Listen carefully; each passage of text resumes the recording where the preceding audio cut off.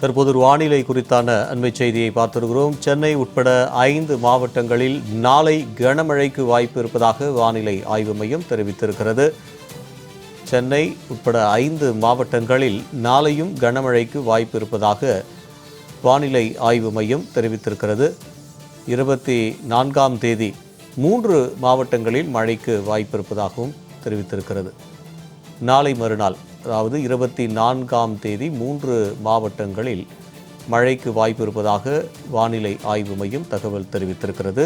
கூடுதல் விவரங்களை எமது செய்தியாளர் லாவண்யா வழங்க கேட்கலாம். லாவண்யா, 24ஆம் தேதி 3 மாவட்டங்களுக்கு மழைக்கு வாய்ப்பு இருப்பதாக வானிலை ஆய்வு மையம் தெரிவித்திருக்கிறது. எந்தெந்த மாவட்டங்கள்? விரிவான விவரம். வணக்கம் ஸ்ரீதர்.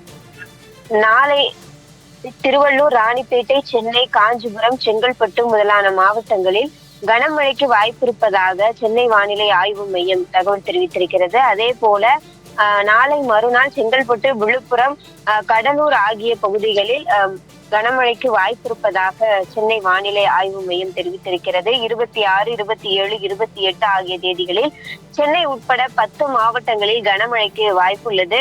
அதே போல நாளை சென்னை உட்பட 5 மாவட்டங்களில் நாளை கனமழைக்கு வாய்ப்புள்ளது. அதே போல அக்டோபர் 24ஆம் தேதி 3 மாவட்டங்களில் கனமழைக்கு வாய்ப்புள்ளது என சென்னை வானிலை ஆய்வு மையம் தெரிவித்துள்ளது.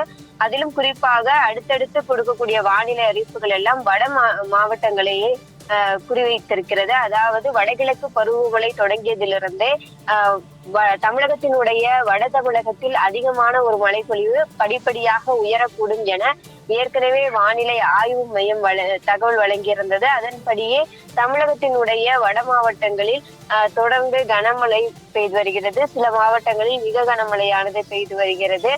இந்த சூழ்நிலையில் இன்று ராணிப்பேட்டை முதலான மாவட்டங்களுக்கு சிவப்பு நிற எச்சரிக்கை கொடுக்கப்பட்டிருக்கக்கூடிய ஒரு நிலையில் ராணிப்பேட்டை, திருவள்ளூர் மாவட்டத்திற்கு அதிக கனமழைக்கான சிவப்பு நிற எச்சரிக்கையானது விடுக்கப்பட்டிருக்கிறது.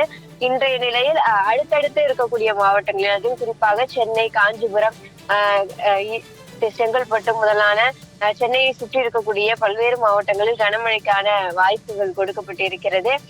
மேலும் இந்த வடகிழக்கு பருவமழையானது தொடர்ந்து இந்த வட தமிழகத்தில் படிப்படியாக மழையை உயர்த்தக்கூடிய ஒரு மழையாக இருக்கும் என வானிலை ஆய்வாளர்கள் கருத்து தெரிவிக்கிறார்கள். இன்று சென்னையை பொறுத்தவரை, சென்னை மற்றும் அதன் புறநகர் பகுதிகளுக்கான வானிலையை பொறுத்தவரை காலை வானம் இருண்டு காணப்பட்டது. நகரின் பல்வேறு பகுதிகளில் மிதமானது முதல் கனமழை பெய்தது.